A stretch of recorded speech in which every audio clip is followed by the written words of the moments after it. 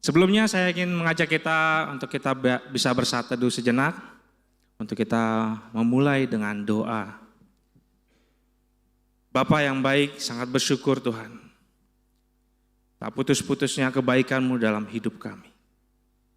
Tuhan, terima kasih untuk hari ini. Keberadaan kami hari ini, itu hanya karena Engkau.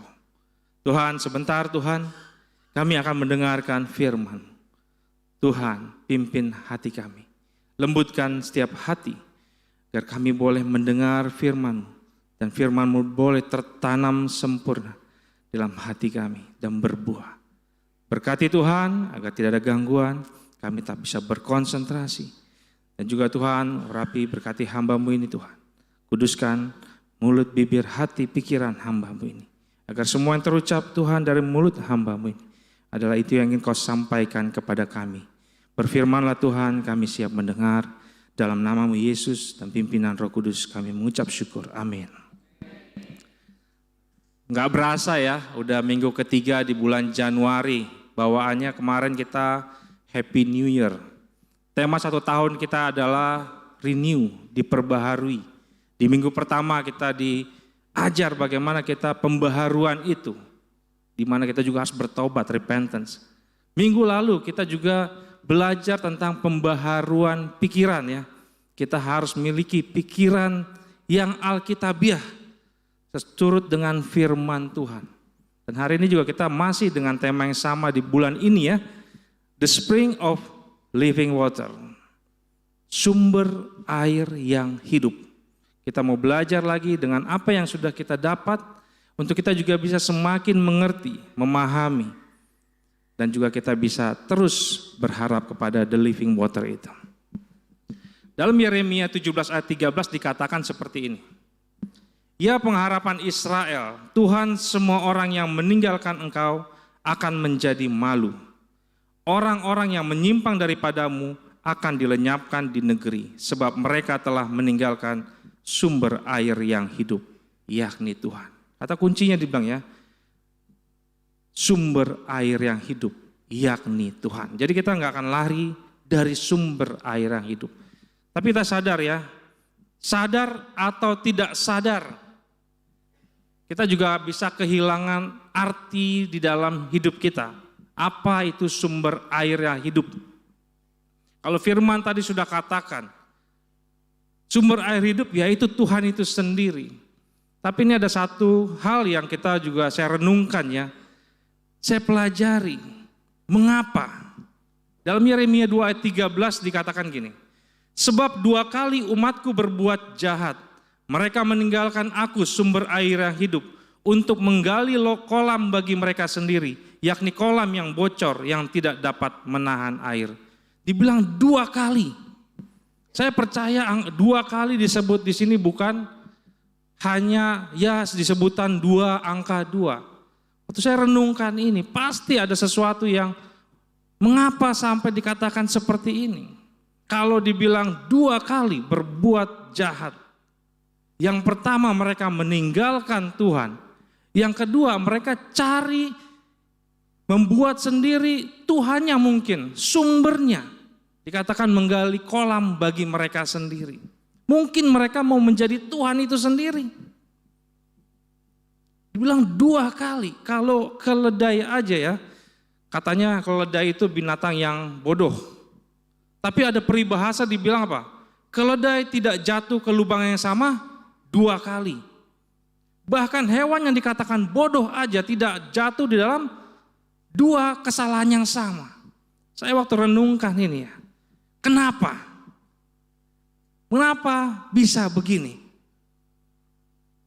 Padahal kita tahu kalau kita baca di kitab Yeremia, umat juga tahu sumber air hidup itu adalah itu Tuhan.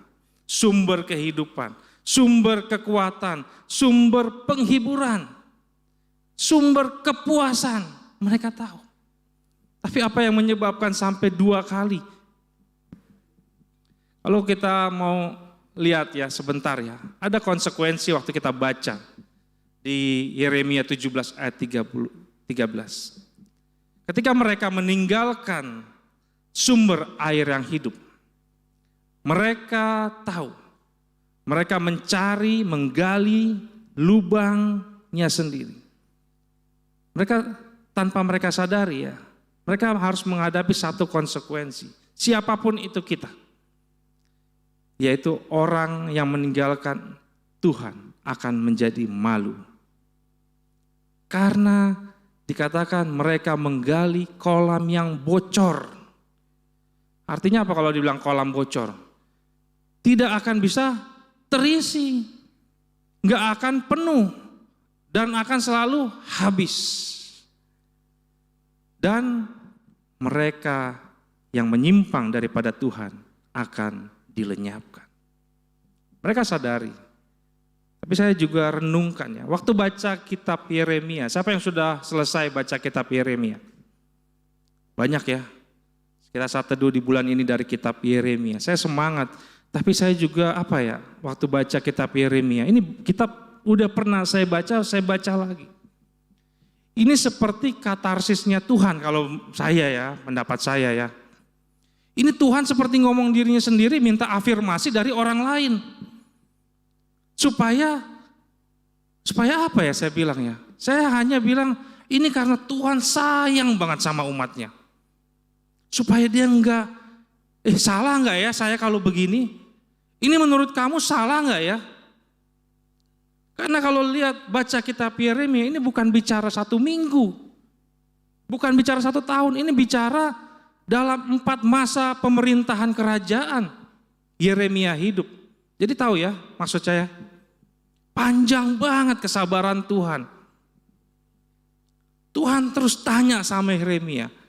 Tuhan terus konfirmasi, diafirmasi lagi. Kalau begini, menurut kamu gimana? Salah nggak orang yang kayak begini? Waktu saya baca ini, saya menggelitik juga buat saya.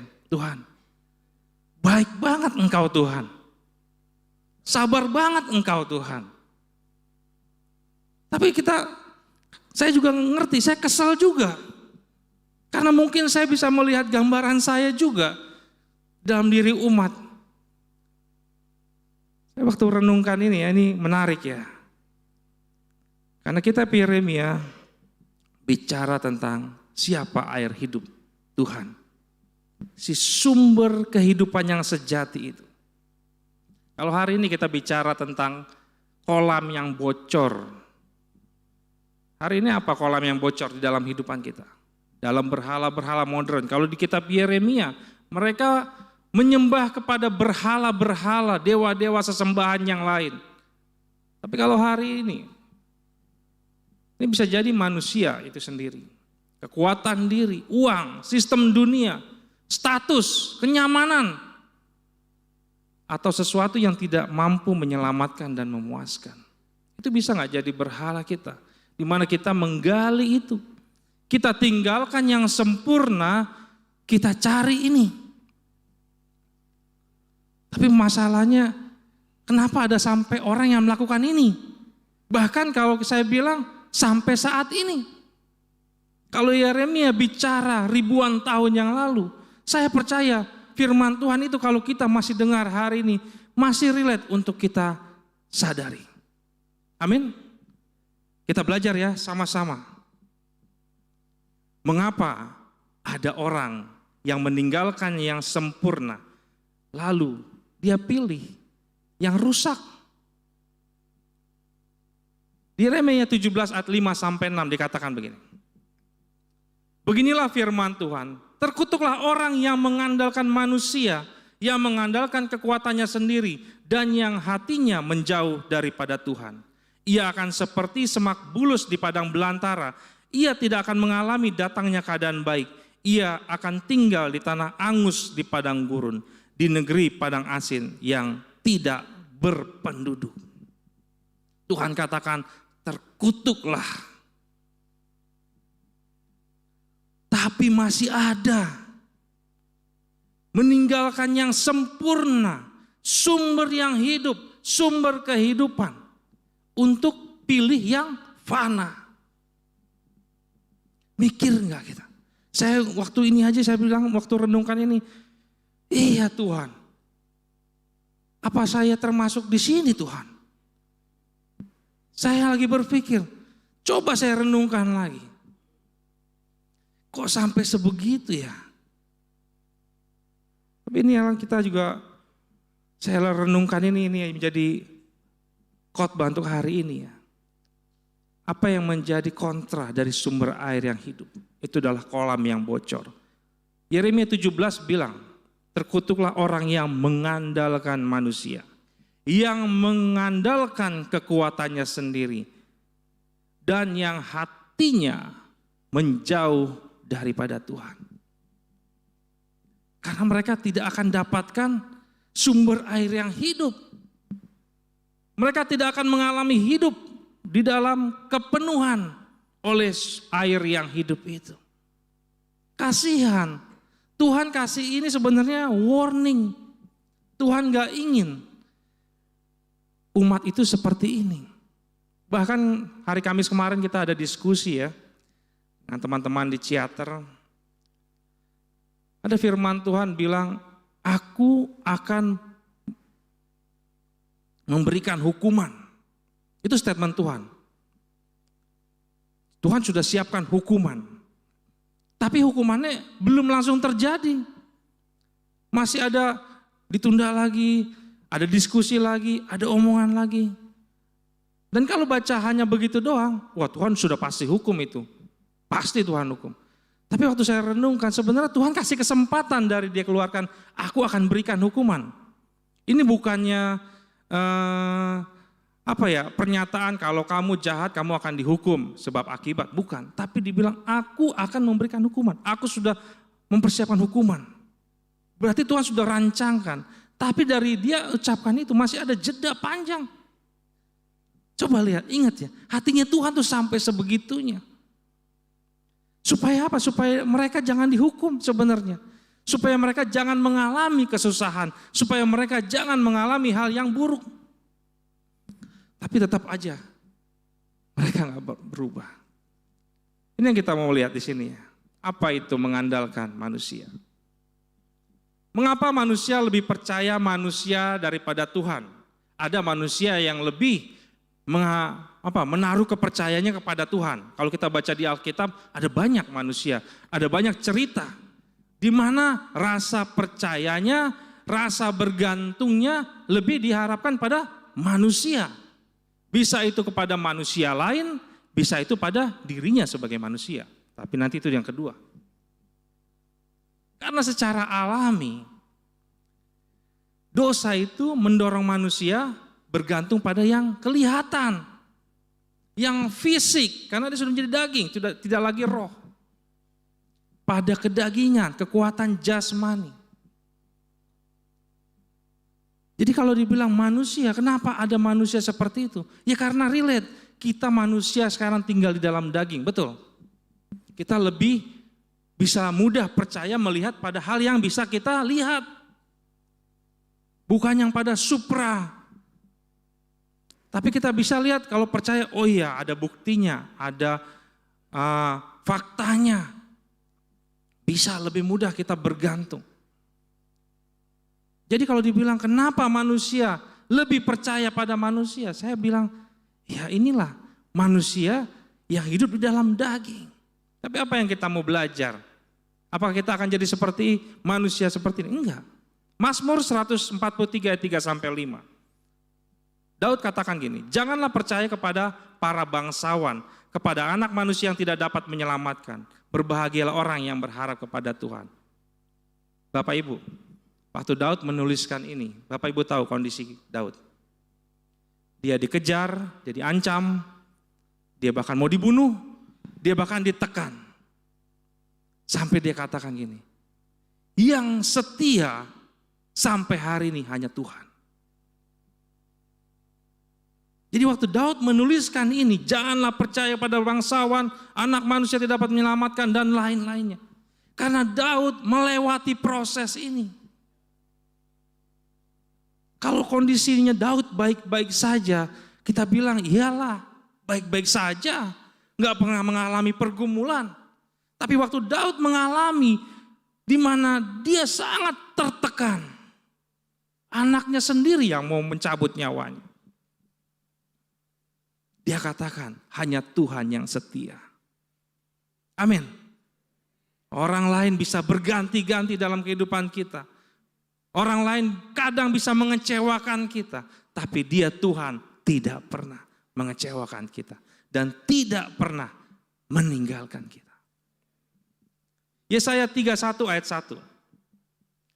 Celakalah orang-orang yang pergi ke Mesir minta pertolongan, yang mengandalkan kuda-kuda, yang percaya kepada keretanya yang begitu banyak, dan kepada pasukan berkuda yang begitu besar jumlahnya, tetapi tidak memandang kepada yang Maha Kudus Allah Israel, dan tidak mencari Tuhan.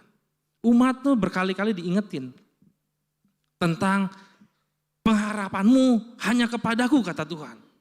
Akulah gunung batu pertolonganmu, akulah yang menyelamatkan engkau, akulah yang membawa engkau keluar. Tapi ini ceritanya kan dari generasi ke generasi. Kembali lagi kepada zaman di mana orang hidup, kembali lagi ke dagingannya menuntut apa? Bukti. Betul kan? Itu cerita yang dibawa dari nenek moyangnya. Akulah yang membawa kamu keluar. Kamu tahu nggak cerita nenek moyangmu begini? Semua tentang Tuhan. Betul. Hari ini pun kita bisa bercerita tentang Tuhan. Hebatnya Tuhan. Tapi kalau kita nggak mengalami Tuhan, kita akan sulit untuk terus bergantung pada Tuhan. Kita akan lihat lagi kepada keadaan, fisik, yang nyata, bukti. Kita akan kembali lagi ke situ.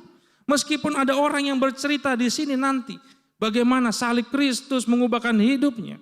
Kalau kita nggak benar-benar mengalami Tuhan, seperti Daud katakan, jangan percaya manusia, hanya Tuhan yang setia. Kita nggak akan kuat waktu badai itu datang. Di setiap saya merenungkan firman Tuhan dari tema sepanjang kita bersateduh sepanjang tahun. Tuhan ingetin saya selalu bagaimana Ia tuh setia.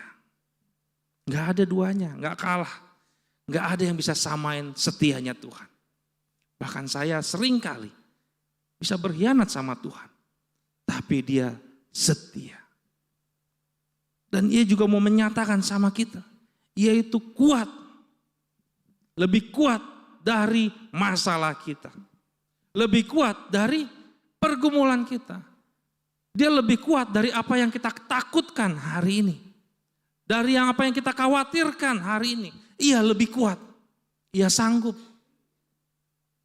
Karena Ia Maha Kuasa. Dari mana saya tahu? Saya tahu waktu saya renungkan firman Tuhan, bagaimana Ia membawa umatnya keluar. Dan seterusnya perjalanannya. Sampai Yesus datang. Bagaimana saya tahu? Bagaimana tetap saya punya keyakinan bicara ini? Karena saya juga mau mengalami kekuatan Tuhan nyata dalam hidup saya. Kita mau lakukan itu dalam hidup kita. Amin Bapak Ibu Saudari. Jadi kalau begitu, waktu saya renungkan di kitab Yeremia, mengapa mengandalkan manusia masih sering sekali. Bahkan dikatakan di situ umat Israel bergantung kepada kekuatan tentara Mesir, Asyur. Padahal itu adalah yang fana. Jadi kalau kitab Yeremia bilang itu adalah kebodohan, saya hanya bilang, ya apalagi kata yang lebih tepat daripada kebodohan. Bukankah bodoh menukarkan yang kekal dengan yang fana? Tapi nggak stop di situ, manusia pun mengandalkan kekuatannya sendiri. Di Yeremia 9 ayat 23 sampai 24. Janganlah, beginilah firman Tuhan, janganlah orang bijaksana bermegah karena kebijaksanaannya. Janganlah orang kuat bermegah karena kekuatannya. Janganlah orang kaya bermegah karena kekayaannya. Tetapi siapa yang mau bermegah, Tuhan kasih kita opsi kesempatan. Kalian boleh bermegah, saya nggak larang-larang bermegah. Keren nggak Tuhan kita? Ini dikasih opsi, saya baca begini. Kok dikasih ruang Tuhan untuk bermegah? Kan sombong Tuhan. Boleh, sombongin Tuhan boleh. Amin. Kita menyombongkan Tuhan boleh? Itu nggak dosa. Karena kita menyombongkan Tuhan, kita apa? Mengagungkan Tuhan. Kita benar-benar menyembah Tuhan, memuji Tuhan. Ya. Tetapi siapa yang mau bermegah? Kalaupun kalian mau bermegah, nih bermegah di sini. Baiklah bermegah karena yang berikut, bahwa ia memahami dan mengenal aku, bahwa akulah Tuhan yang menunjukkan kasih setia, keadilan dan kebenaran di bumi. Sungguh semuanya itu kusukai. Bermegahlah apa yang Tuhan suka. Ini yang Tuhan suka, bermegahlah di sini. Demikianlah firman Tuhan. Kalau enggak apa? Kita kan bilang, saya lihat pencapaian saya. Lihat apa yang saya punya. Lihat apa yang saya miliki. Lihat kehebatan saya. Kalau bukan saya. Kita kan bisa bilang begitu. Ini bukan soal percaya diri ya. Kita boleh percaya diri, confidence bicara sama orang. Tapi ini adalah kesombongan yang Tuhan tegur. Bermegahlah di dalam Tuhan. Ada satu cerita nih. Pernah dengar Raja Asa? Raja Asa ini Raja Yehuda yang kita bilang raja yang baik. Ya, raja yang baik karena dia apa? Dia menyingkirkan berhala, memperbaharui mesbah Tuhan, mempersembahkan kurban kepada Tuhan, mengadakan perjanjian untuk mencari Tuhan dengan segenap hati dan segenap jiwa. Bahkan Raja Asa Yehuda ini dibilang raja yang benar. Tapi waktu saya baca ini, saya renungkannya. Di 30 tahun pemerintahan Raja Asa, hanya sedikit aja, sedikit banget. Dikatakan seperti ini, datanglah Hanani pelihat itu kepada Asa Raja Yehuda. Katanya, karena engkau bersandar kepada Raja Aram dan tidak bersandar kepada Tuhan Allahmu, oleh karena itu terluputlah tentara Raja Aram dari tanganmu. Ini ceritanya Israel sudah berkongsi nih, melawan untuk kerajaan Yehuda. Padahal masih saudara ya, tapi dia bawa kongsi dari lain, kerajaan lain. Raja Asa sebelumnya dia sangat bergantung sama Tuhan. Tapi di sini hanya sedikit aja. Dia mulai melihat, waduh kekuatan kita cuma sekian. Lawan kita ini berat. Pasukan mereka banyak. Kalau kita nggak begini, kita nggak begitu. Kita nggak harus melakukan ini. Kita pakai strategi-strategi. Ini saya bilang, saya banget Tuhan. Ketika ada masalah datang, saya analisa. Saya sintesa, analisa sintesa, baru ada kesimpulannya. Ini.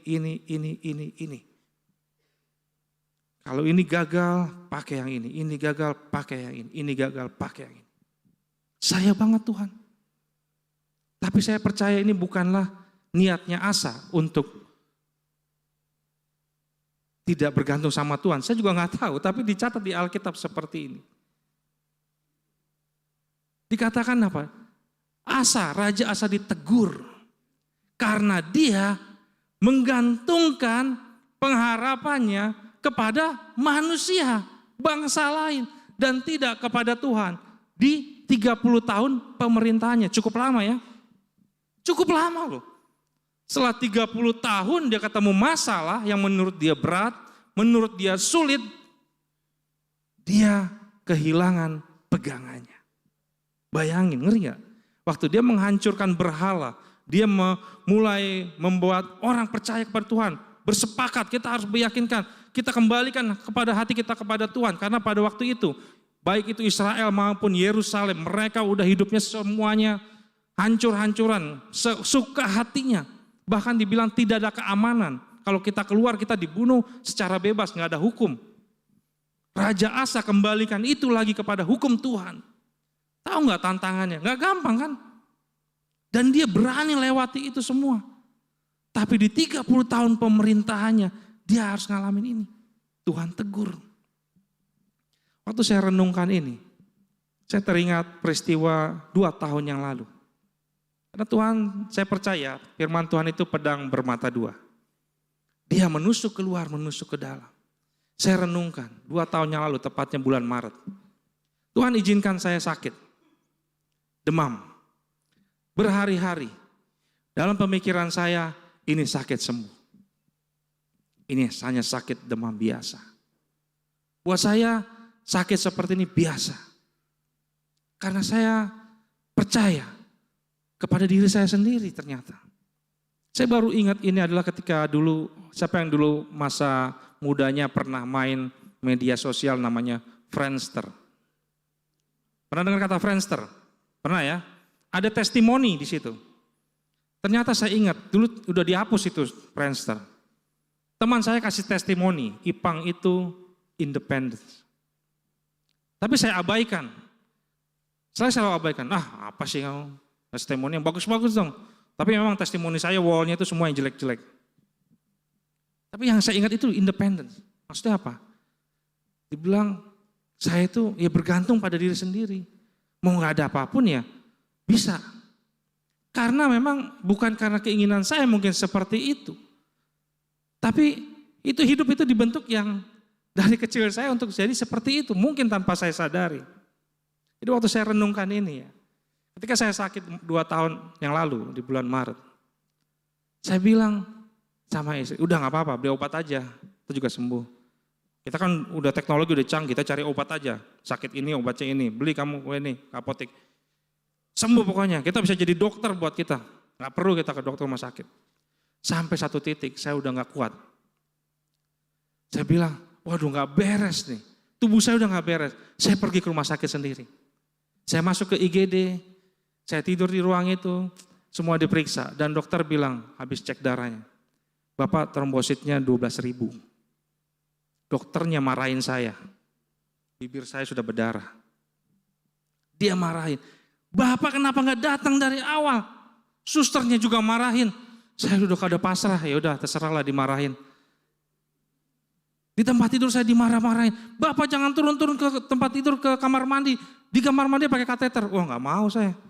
Saya masih bisa kamar mandi. Dimarahin. Tapi waktu itu saya bilang, ya udahlah. Tapi bukan stop sampai di situ. Tuhan untuk menyadarkan siapa saya. Hanya 1 hari saya di tempat tidur rumah sakit. Istri saya datang pagi-pagi nangis-nangis ke ruangan. Bajunya dengan baju seadanya baru bangun tidur. Di bajunya itu ada bercak darah. Tangannya berdarah. Dia nangis bilang, maaf, Tiar ada di bawah di UGD. Kenapa? Dia nangis. Gak tahu dia demam tinggi step. Tadi tanganku masukin ini, digigit sampai berdarah. Aku cuma tanya, karena saya sudah gak berdaya. Gimana dia sekarang? Udah tangani dokter? Udah, karena badan saya lemas. Di situ saya cuma merenungkan, Tuhan apalagi Tuhan. Kenapa enggak saya doang Tuhan yang masuk rumah sakit? Karena saya sepanjang saya dewasa ya, saya paling anti masuk rumah sakit. Dan mungkin itulah yang masuk rumah sakit. Kalau sakit banyak sakit. Tapi saya lawan, mau sakit gimana saya lawan. Saya kerja, sakit. Tapi sebisa mungkin saya nggak mau ke rumah sakit, dirawat di rumah sakit. Tapi Tuhan izinkan itu terjadi ya. Saya bilang saya harus cepat keluar dari rumah sakit. Belum waktunya keluar saya minta sama dokter, dok boleh nggak saya keluar. Nanti tunggu hasil pemeriksaan siang ini. Kalau naik aja ke 40.000 boleh keluar, boleh.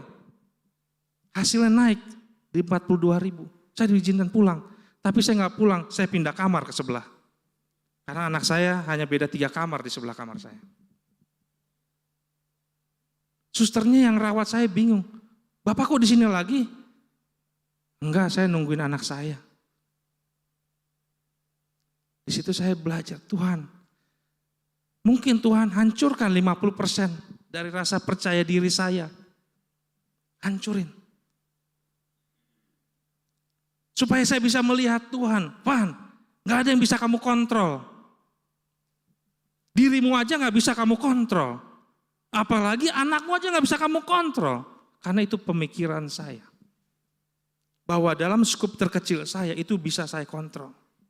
Tuhan kasih lihat itu. Tapi sebenarnya belum hancur 100%. 1 minggu pulang, anak saya yang kecil, saya juga pulang. Anak saya yang pertama masuk rumah sakit. Malam itu saya temani dia tidur, tengah malam saya doa, Tuhan. Doa saya cuma satu. Tuhan, saya nyerah.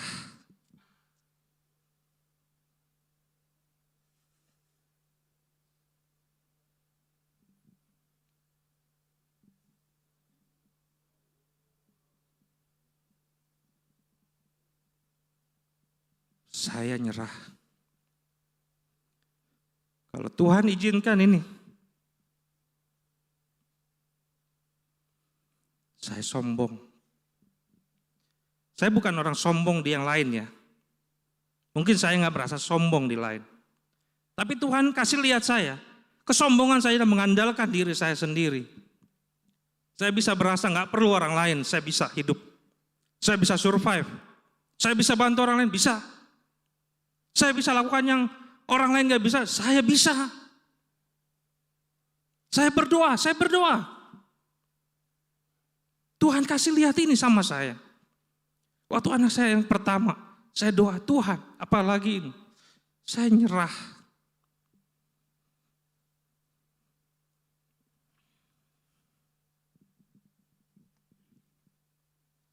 Amsal 3 ayat 5-6. Katakan begini ya. Percayalah kepada Tuhan dengan segenap hatimu dan janganlah bersandar kepada pengertianmu sendiri. Akuilah dia dalam segala lakumu, maka ia akan meluruskan jalanmu. Tuhan baik loh. Tuhan baik banget.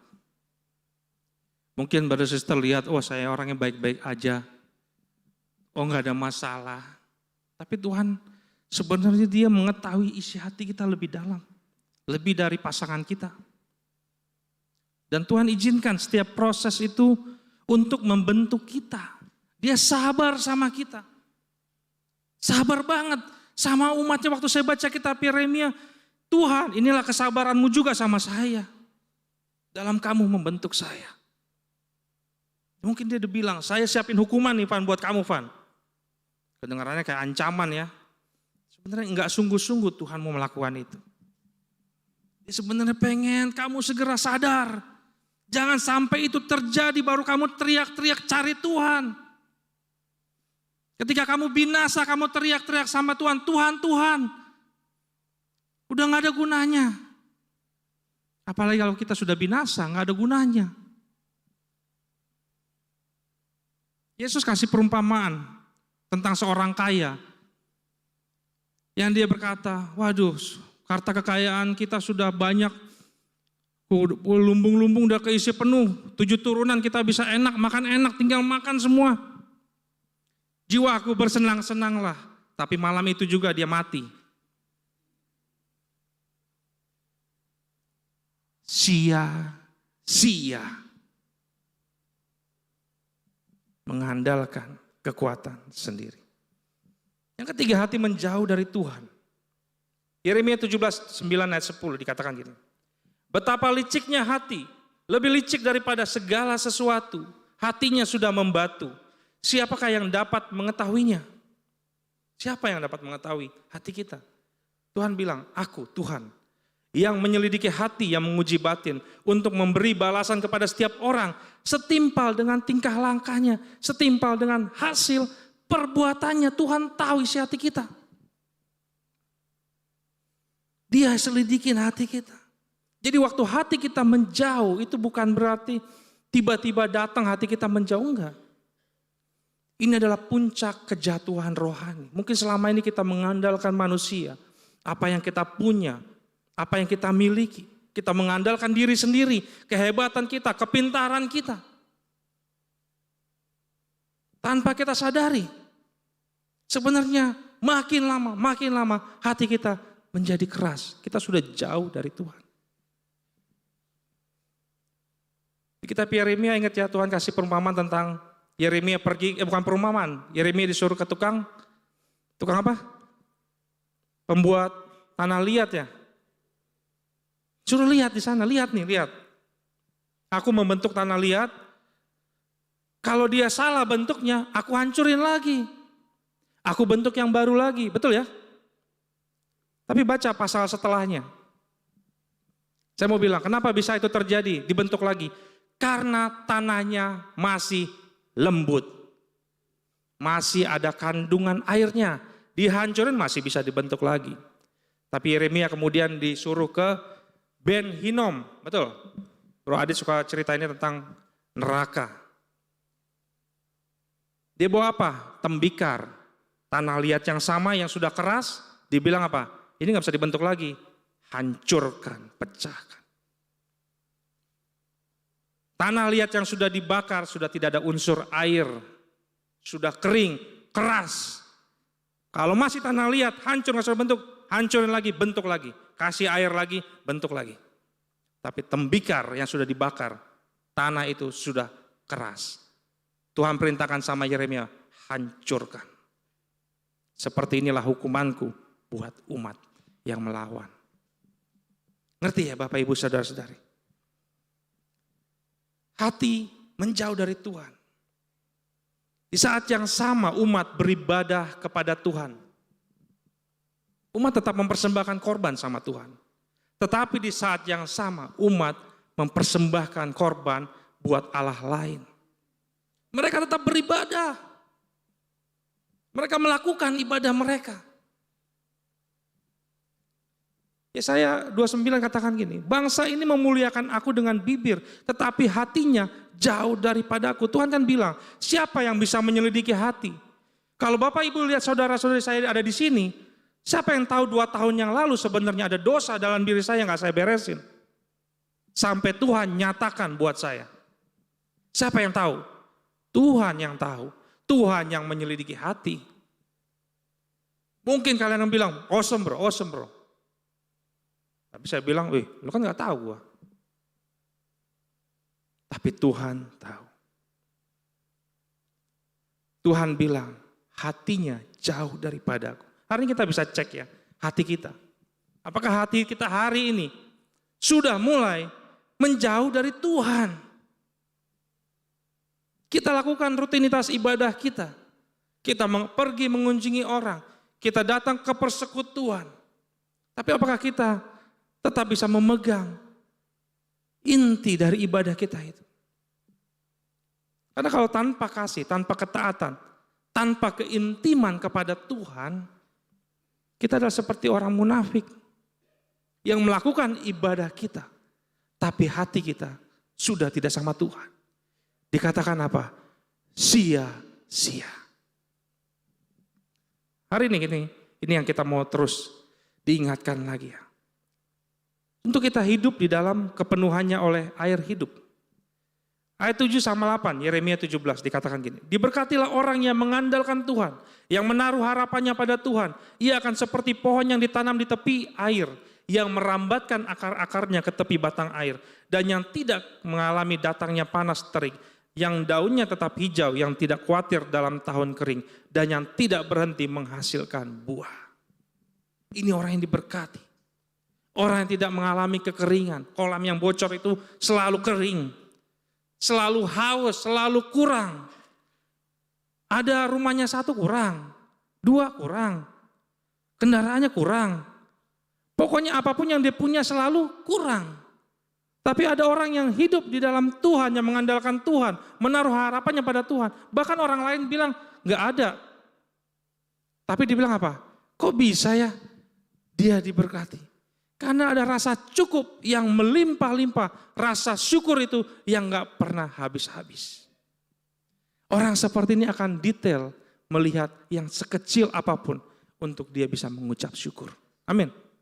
Sekecil apapun dia bisa bersyukur sama Tuhan.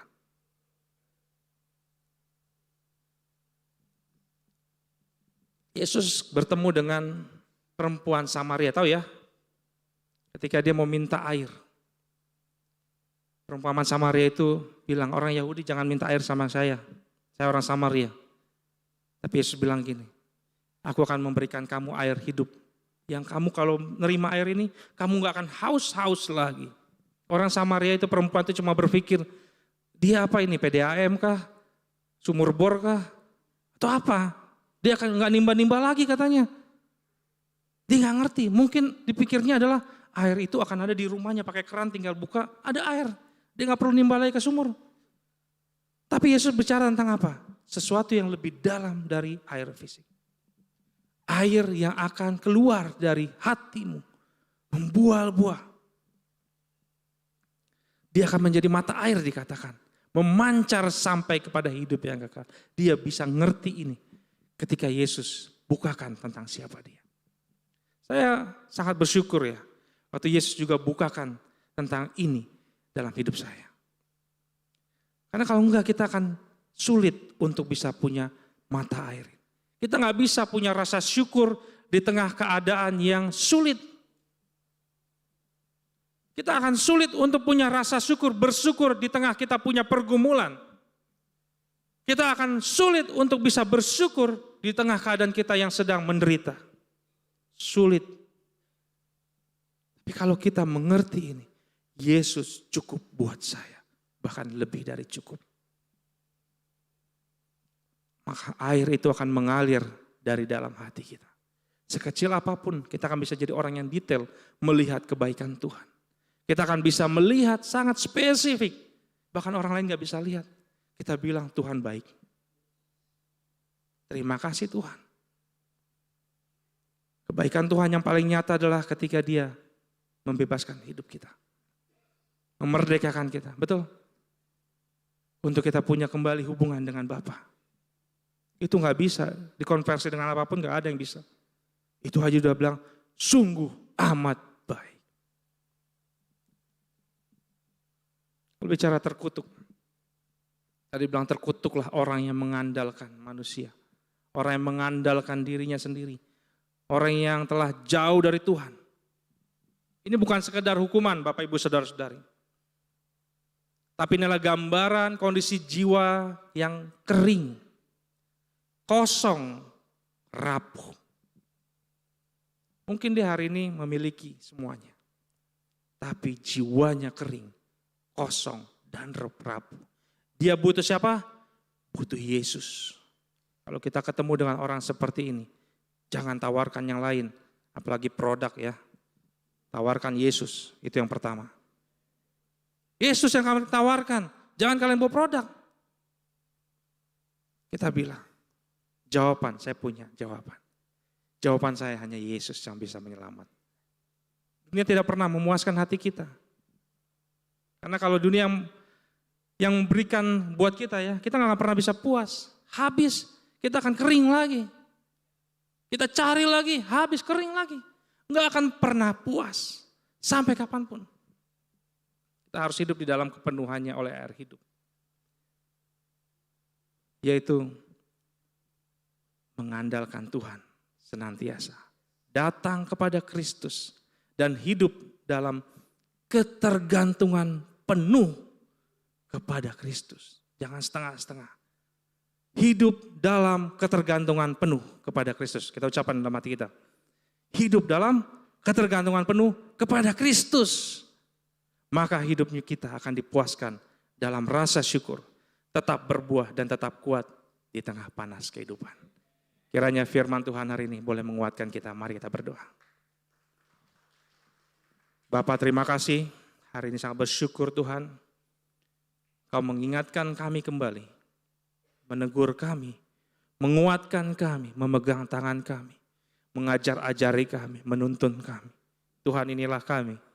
Di tengah ketidaksempurnaan kami. Kami datang kepadamu. Ampuni kami. Segala dosa-dosa kami. Ampuni kami. Untuk setiap hal Tuhan yang kami sembunyikan dalam hati kami. Yang orang lain tidak tahu. Tapi Engkau yang menyelidiki hati Tuhan. Engkau mengetahuinya. Bahkan Kau mengetahui jauh ke dalam lubuk hati kami yang paling dalam. Tuhan, terima kasih. Karena firman-Mu begitu tajam. Memisahkan sumsum dengan tulang. Tuhan, hari ini kami datang kepadamu. Ya, kami mengerti bahwa ketergantungan kami harusnya sepenuhnya kepada Engkau saja. Kami mau tinggalkan Tuhan. Apa yang telah kami lakukan. Kami gak mau mengandalkan diri kami. Kami gak mau mengandalkan manusia atau apa yang dipunya. Kami gak mau. Kami menjauh daripada Engkau. Tuhan, inilah kami. Pegang tangan kami. Dan jangan lepaskan. Terima kasih Bapa. Di dalam nama Yesus kami berdoa dan mengucap syukur. Amin.